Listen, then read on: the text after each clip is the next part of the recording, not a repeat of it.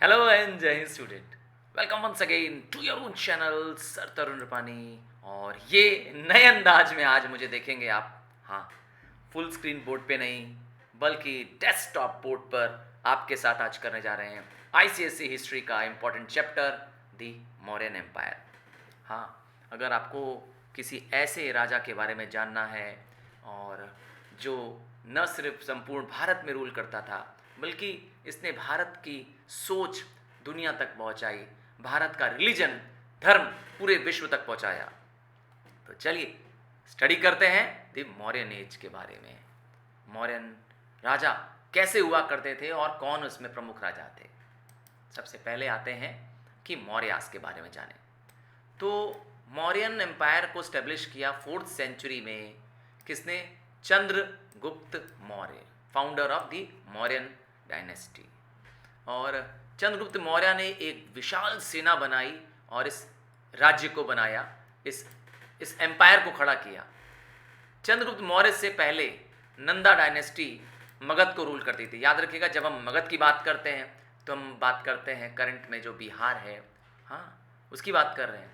तो उन्होंने मगध के राजा नंदा राजाओं को हरा दिया और ग्रीक सत्राप्स को जो भारत के नॉर्थ वेस्ट में इंडिया में कब्जा कर चुके थे। नॉर्थ वेस्ट आता है अफगानिस्तान, काबुल, खंदार, तो उस रीजन को भी उन्होंने जीत लिया और पूरे भारत को क्या कर दिया, एक सेंट्रलाइज गवर्नमेंट के अंदर मिलाया। इनके पुत्र चंद्रगुप्त के बेटे बिंदुसारा वो भी और बलशाली राजा थे। आइए, कहाँ से पता चला, इतनी सारी जानकारी कहाँ से आई हमें चंद्रगुप्त मौर्य के बारे में और आगे आने वाले बिंदुसारा के बारे में। तो सबसे बड़ी जानकारी का जरिया है लिटरेरी सोर्सेस, अर्थात किताबों से। कौन किताब लिखा? अर्थशास्त्र। अर्थशास्त्र कौटिल्य, जिनको कई नामों से जाना जाता है। हाँ, कई बार कहा जाता है ना कि कौटिल्य नीति से राज्य करो। हाँ, सुना होगा शायद ये नाम। तो अर्थशास्त्र को सबसे इंपॉर्टेंट लिटरेरी सोर्स माना गया है, जो कौटिल्य ने लिखी थी। कौटिल्य, विष्णुगुप्त या चाणक्य। हाँ, चाणक्य नाम तो आप जरूर जानते होंगे, चाणक्य नीति के लिए जाने जाता है चाणक्य। तो ये एडवाइजर और प्राइम मिनिस्टर थे चंद्रगुप्त मौर्य के, और अर्थशास्त्र को संस्कृत भाषा में लिखा था। तो अर्थशास्त्र में कैसे इकोनॉमी चलाई जाए, कैसे पॉलिटिकल किंगडम चलाया जाता है, आर्मी कैसे डेवलप की जाती है, टैक्स सिस्टम कैसे कलेक्ट किया जाता है, इसका पूरा रिकॉर्ड है। तो कैसे मगध में चंद्रगुप्त राजा ने कैसे मगध को अपने पूरे कंट्रोल में कर लिया, किस तरीके से इतना बड़ा साम्राज्य खड़ा किया, इसकी पूरी कहानी है। अब थोड़ी सी इनके बारे में जानकारी और दे दूं तो विष्णुगुप्त या चाणक्य पहले महापदम नंदा, हाँ, महापदम नंदा नाम के राजा, नंदा डायनेस्टी के राजा के यहाँ भी प्राइम मिनिस्टर थे उनके। तो क्या ऐसा क्या हुआ, तो महापदम नंदा, हाँ मैंने लिख दिया महानंदा। तो महापद्म नंदा राजा जो थे, जो नंदा डायनेस्टी के रूलर थे, वो बहुत ही क्रूअल और बहुत ही घमंडी राजा थे। इन्होंने चाणक्य का अपमान किया और चाणक्य को अपने राज्य से निकाल दिया, मगध से निकाल दिया। चाणक्य ने भी वचन दिया इनको जाते समय कि वह अपनी इस बेइज्जती का बदला जरूर लेगा। और उन्होंने चाणक्य ने चंद्रगुप्त मौर्य के साथ मिलकर के एक विशाल सेना बनाई और दोनों ने मिलकर के महापदम नंदा को, हाँ, नंदा डायनेस्टी को ख़त्म कर दिया। तो इस तरीके से उन्होंने एक विशाल राज्य बनाया। इंडिका भी एक बुक का नाम है। हाँ, हमारा नाम इंडिया जो है, अगर ग्रीक भाषा में बोला जाए तो इंडिका। मेगास्थनीज नाम के एक महान ग्रीक एम्बेसडर, जिसको हम राजदूत बोलते हैं, वो चंद्रगुप्त मौर्य के इस राज्य में रहते थे। इनको किसने भेजा था? इनके ससुर सेल्यूकस ने भेजा था। हाँ, ठीक कहा, ससुर सेल्यूकस ने। इनकी भी कहानी है, थोड़ा सा बता देता हूँ। तो चंद्रगुप्त मौर्य ऐसे ही इतने शूरवीर राजा नहीं है। चंद्रगुप्त मौर्य राज्य थे, इन्होंने हराया सेल्यूकस को। सेल्यूकस कौन थे? सेल्यूकस थे जनरल ऑफ अलेक्जेंडर। जब अलेक्जेंडर भारत से वापस लौटा तो उसका ये जनरल सेल्यूकस भारत ही रह गया। सेल्यूकस को मिल गया अफगानिस्तान, काबुल, खंदार, केरात, ये सब राज्य इसको मिल गए। तो सेल्यूकस ने भारत पे हमला किया और इसको आगे बढ़ने से रोका चंद्रगुप्त मौर्य ने। सेल्यूकस को न सिर्फ उन्होंने हराया बल्कि सेल्यूकस की बेटी हेलेन, हाँ सेल्यूकस की एक बहुत ही खूबसूरत बेटी थी हेलेन, उससे उन्होंने शादी कर ली। चंद्रगुप्त मौर्य की जब शादी हो गई हेलेन से, तो सेल्यूकस ने भारत छोड़ करके वापस अपने देश, वो आए थे ग्रीस के छोटे से शहर मैसिडोनिया से, वहाँ वो वापस लौट गए। और सेल्यूकस के जाने के बाद ससुर से क्या मिला, आप समझ गए ससुर क्यों कहा। ससुर से मिला उन्हें अफगानिस्तान, हाँ जो अभी करंट एक अलग देश है, पाकिस्तान, केरात, ये जो नॉर्थ वेस्ट का सारा इलाका है, इस सारे साम्राज्य के राजा थे चंद्रगुप्त मौर्य, इसीलिए इतना इतना आदर से नाम लिया जाता है। तो ये सब कहाँ लिखा है, मैंने तो एक कहानी आपको बताई, हेलन से शादी हुई, कहीं लिखा है क्या ना, इसी बुक में लिखा है इंडिका में। चंद्रगुप्त मौर्य के राज्य में ये सेल्यूकस ने अपना एक एम्बेसडर भेजा, नाम था मेगास्थनीस। ये जो मेगास्थनीस थे, हाँ ये जो मेगास्थनीस थे, इन्होंने ही लिखा था ये किताब, जिसमें उन्होंने इंडिया में क्या देखा क्या सुना सब लिखा इसमें। तो इसीलिए मैंने कहा बहुत बड़ा प्रूफ है कितने महान थे हमारे मौर्यन राजा। और कुछ और भी प्रूफ है, जैसे आर्कियोलॉजिकल प्रूफ है हमारे पास, धरती से खोद के निकाले गए एडिक्ट्स। अब आप बोलेंगे सर ये एडिक्ट क्या होता है, तो अशोक बिंदुसारा के बेटे हैं, हाँ बिंदुसारा के बाद जो राजा बनेंगे भारत के वो अशोक बनेंगे, तो उन्होंने लिखवाए बल्कि ढेर सारे एडिक्ट्स। एडिक्ट्स क्या होते हैं, डिक्री होते हैं, डिक्री मतलब होता है रॉयल ऑर्डर, हाँ एक तरह से कानून, एक तरह से राजा का आदेश। तो ये जो अशोक जब राजा बने तो उन्होंने जो ऑर्डर दिए उसको स्टोन पे क्या कर दिया गया, गोद के लिख दिया गया, हाँ पत्थर पर जैसे नहीं खुदाई करके लिख देते हैं, ऐसा लिख दिया गया। इसीलिए इनको सबसे बेस्ट प्रिजर्व्ड और ओल्डेस्ट और सबसे precisely dated record of history माना गया है। मतलब इतना क्लियर कट डेट वाइज कि किस दिन राजा ने क्या आदेश दिया, उस समय कौन सा सन चल रहा था, हाँ कौन सा ईयर चल रहा था, सब लिखा है। सी कितने महान थे हमारे अशोक। तो ये एडिक्ट्स कहाँ है, ये एडिक्ट्स पत्थरों पे है, पिलर्स पर है, और वो भी पूरे भारतवंश में है। हाँ 14 बड़े एडिक्ट्स पाए गए पत्थरों पे, बड़े बड़े। क्या लिखा था मैं बताने वाला हूं, एडिक्ट्स में लिखते क्या थे राजा, क्या रॉयल ऑर्डर था। 7 पिलर एडिक्ट्स से, मतलब पिलर में लिखा गया, और ऐसे छोटे तो बहुत सारे हैं। तो क्या था एडिक्ट्स में, आइए दिखाते हैं। तो अशोका इतने महान राजा थे, इसीलिए कई बार बोला गया है अशोका द ग्रेट। तो अशोका ने किलिंग ऑफ एनिमल्स बंद करवाया, कहा बलि नहीं दी जाएगी इनके राज्य में। याद रखेगा, ये इनके जीवन में जब परिवर्तन आएगा उसके बाद ही एडिक्ट्स बहुत अच्छे बनेंगे। हाँ उनके जीवन में परिवर्तन आया कलिंगा के युद्ध के बाद, जब उन्होंने तौबा कर लिया, कान पकड़ लिया कि अब आगे कोई युद्ध नहीं करूंगा। हाँ बुद्धिज्म को अडॉप्ट कर लिया ना उन्होंने। तो उन्होंने लिखा, यस एडिक्ट्स में लिखवाया अपना धम्मा, जिसे हम कहते हैं अशोकास धम्मा, जिसमें उन्होंने ये तय किया कि अब कंजम्पशन ऑफ अल्कोहल को नहीं देश में अलाउ करेंगे। हाँ कोई भी मारकाट नहीं मचाएगा, एनिमल्स की रक्षा करनी है, किसी भी तरह की क्रूएलिटी, हाँ ये सब लिखा है। मैं एक एग्जांपल दे रहा हूँ एडिक्ट्स में, ऐसे ही सारे धर्म और ज्ञान के उद्देश्य लिखे हैं। और क्या एग्जांपल है, प्रूफ है हमारे पास, सांची स्तूपा। अब आप कहेंगे सर ये स्तूपा क्या होता है, तो स्तूपा एक हेमीस्फेरिकल सॉलिड होता है। कैसा सॉलिड डोम होता है, कुछ इस तरीके से होता है। तो ये पूरा पत्थर का बना होता है, संपूर्ण पत्थर का, ध्यान से देखिए, ये इसमें पूरे पत्थर लगे हुए हैं, ईंटें लगे बड़े बड़े, यस कंप्लीट ब्रिक का, बड़े बड़े बाउल्डर्स, रॉक बाउल्डर्स से बना हुआ है ये पूरा। तो इग्लू जैसा दिख रहा है, हाँ इग्लू जैसा है, पर ये किससे बना हुआ है, ब्रिक्स और स्टोन से बना है। तो ऐसा क्या है इसके अंदर, तो इसके नीचे, यस इसके नीचे देखिए, मैं यहाँ बना रहा हूँ, इसके नीचे जहाँ ये डायग्राम बना रहा हूँ, इसके नीचे यहाँ पर एक कास्केट रखा गया है। क्या, एक बड़ा सा बैग रखा गया है, कास्केट रखा गया है ना। इस कास्केट के अंदर भगवान बुद्धा के बोन्स, हेयर या तीत रखे गए हैं। हाँ भगवान बुद्धा के रेलिक इसे बोलते हैं हम लोग, रेलिक मतलब होता है अवशेष।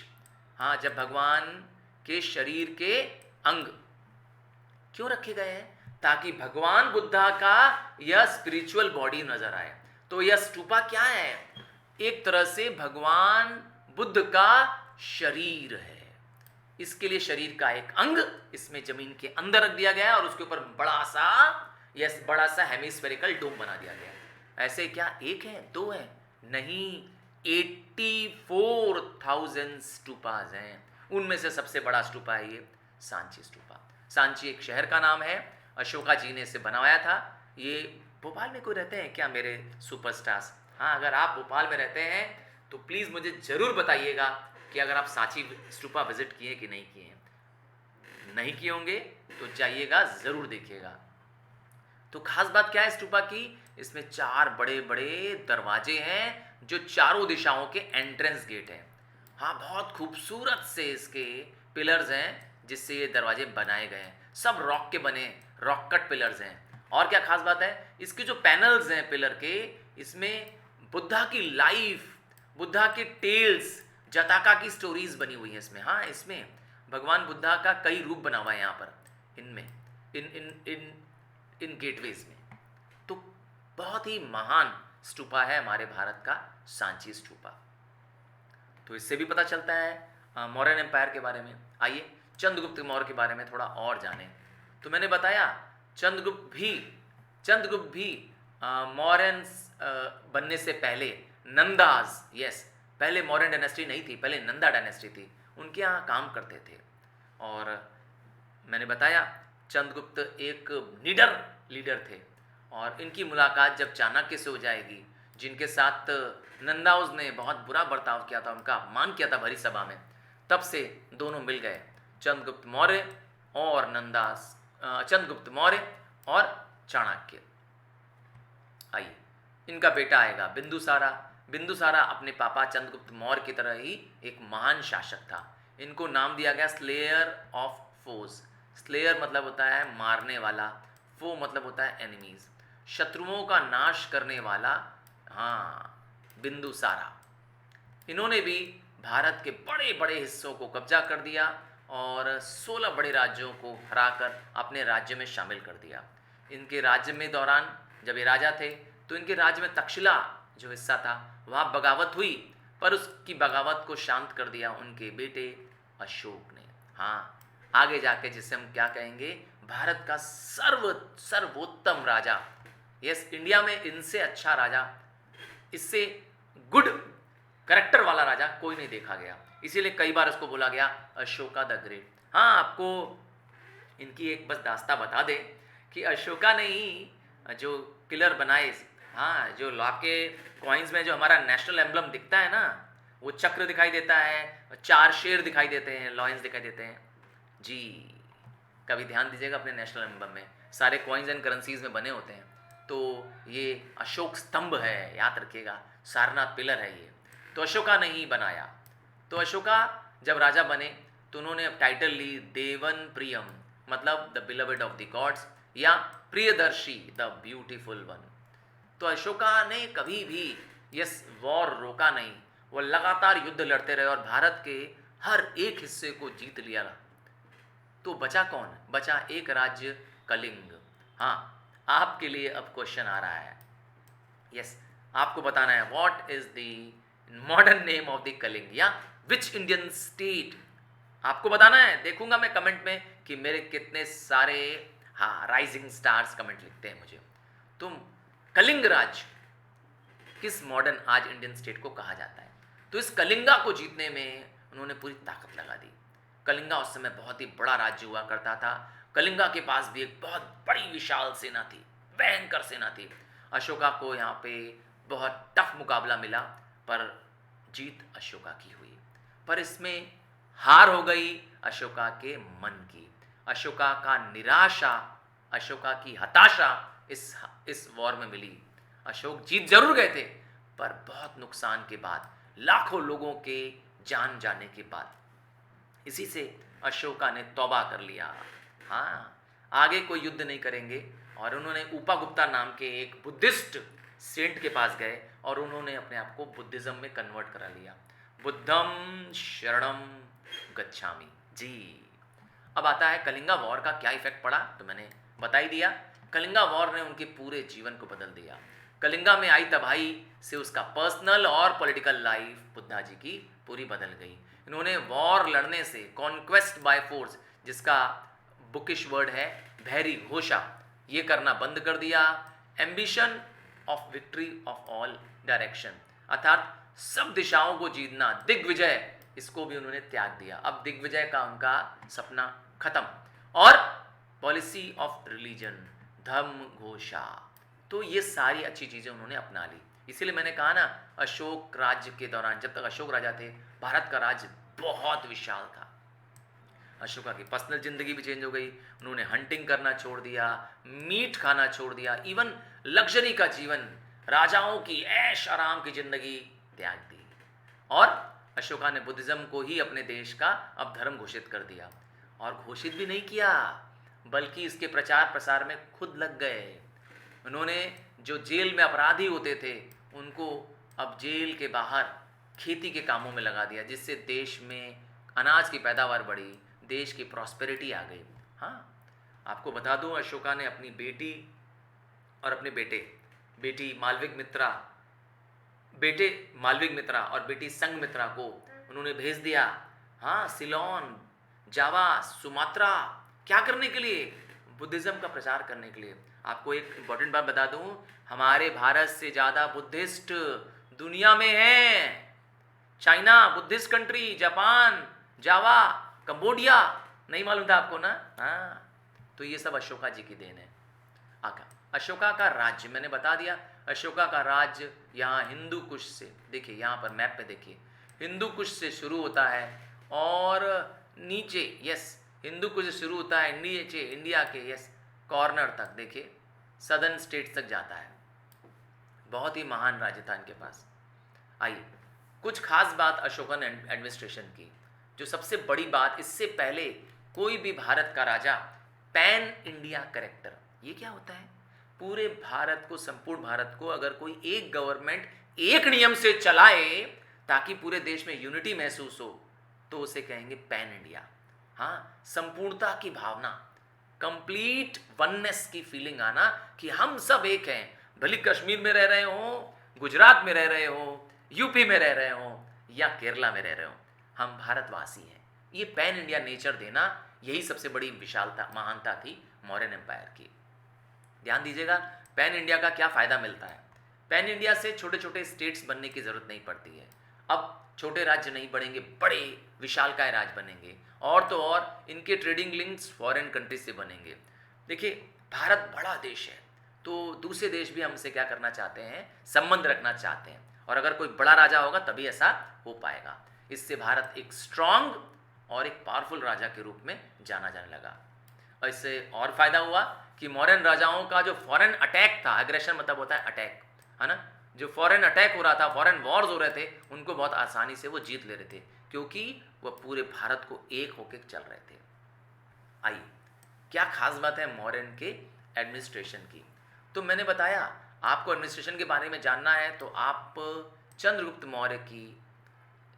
मौर्य के राज्य की, यस, एडमिनिस्ट्रेशन के बारे में लिखा है अर्थशास्त्र में। मैंने बता दिया, अर्थशास्त्र is book of economics, book of political system.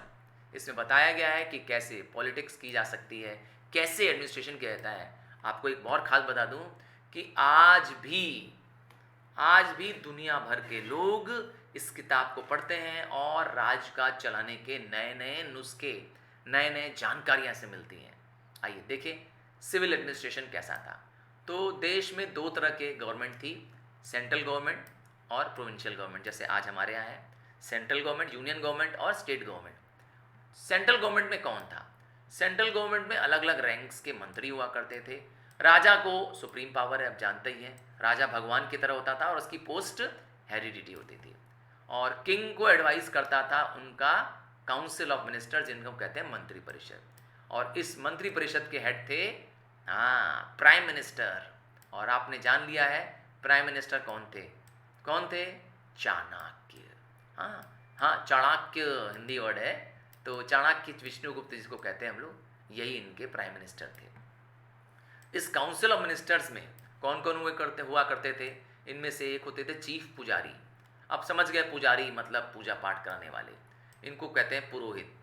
दूसरे होते थे सेनापति।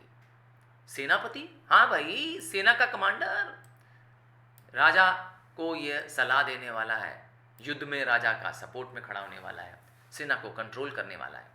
और होता था ट्रेजरर, खजांची। अरे राजा के पास जो खजाने होते थे उसमें पैसा कोई जमा करना निकालना होगा तो राजा खुद तो न जाएगा, ये जाएगा सानिध्य दाता। हाँ, नहीं, सनिध्य, सनिध्यता। बाप रे, बड़े अजीब अजीब नाम है भाई, ये सब संस्कृत वर्ड है। और समहर्ता क्या करता था? समहर्ता, हाँ, टैक्स हरता था मतलब टैक्स का एक्सपर्ट था। अब तो ये तो हो गया सेंट्रल गवर्नमेंट, अब हम जानने वाले हैं provincial government. Head of the province, राज्य जिसे हम लोग कहते हैं ना, स्टेट। तो कोई भी कुमार, कुमार मतलब होता है राजा का बेटा, जिसको हम आर्यपुत्र भी कहते हैं, यही प्रोविंस का हेड हो सकता था। तो प्रोविंस के लिए राजकुमार होना जरूरी है, अगेन हेरिडिटी हो गया। और राजा अशोक ने, यस, राजा अशोक ने गवर्नर्स को अपॉइंट किया, जिसका नाम दिया उन्होंने महामात्रास। प्रोविंस को चलाने के लिए महामात्रास होते थे। प्रोविंस से छोटा कौन होता है? स्टेट से छोटा कौन होता है? भाई आप तो सिटी में रह रहे हो ना, डिस्ट्रिक्ट में रह रहे हो ना, तो province were divided into districts. उस समय डिस्ट्रिक्ट्स को क्या बोलते थे? जनपद। आज भी बोलते हैं, यस, जनपद। जनपद का हेड कौन था? जनपद को संभालने के लिए प्रदेशिका, राजुका, युक्ता, ये सब एडमिनिस्ट्रेटिव ऑफिसर्स हैं। हाँ, जैसे आजकल डीएम, डीआईजी, कमिश्नर, हाँ भाई सुना है ना, वैसे पहले भी होते थे। और जो सिटी का हेड होता था उसको बोलते थे नगर अध्यक्ष। हाँ भाई, जैसे आजकल हम लोग मेयर कह देते हैं ना, बस नगर अध्यक्ष।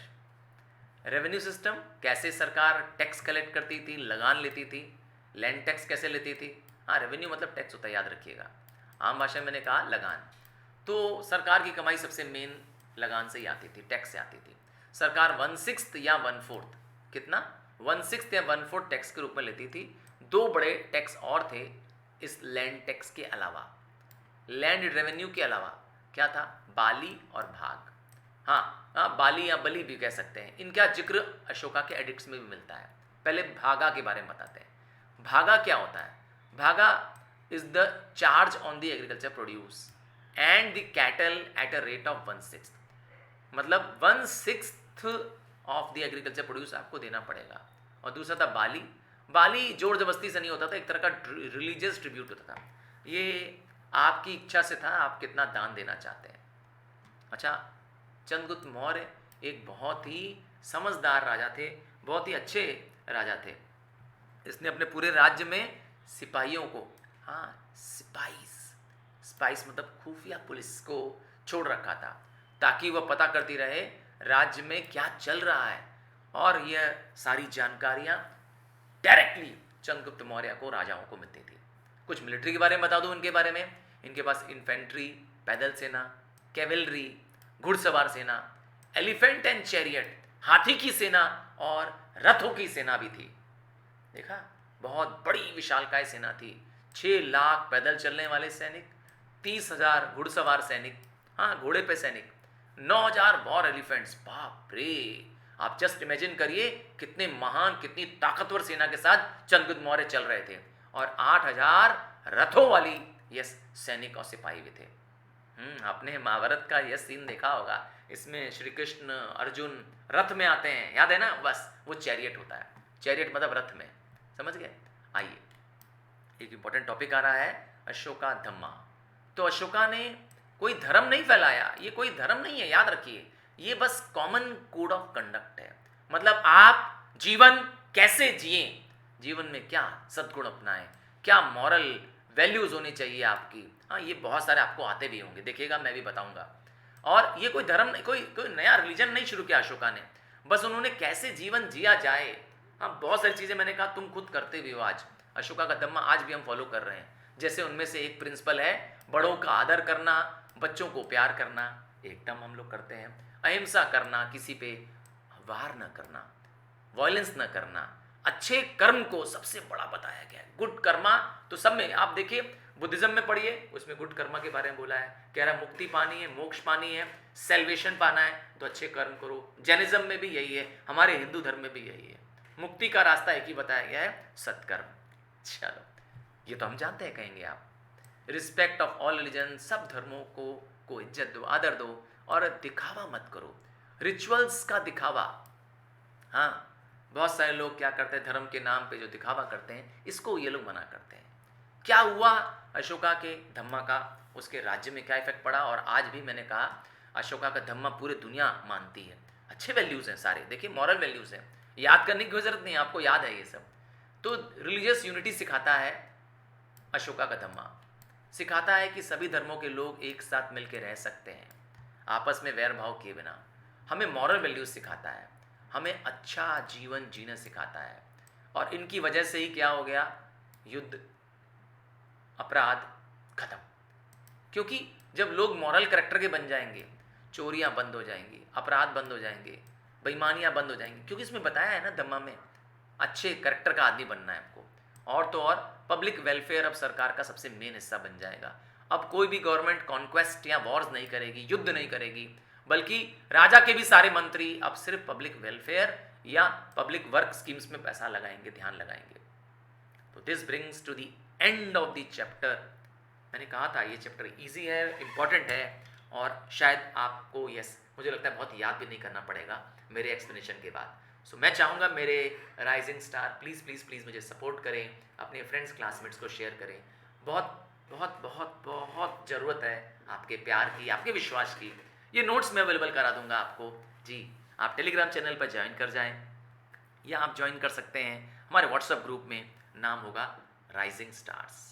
सो मिलते हैं अगले लेसन वीडियो में, आपके ही बनाए, आपके ही बताए सब्जेक्ट्स में।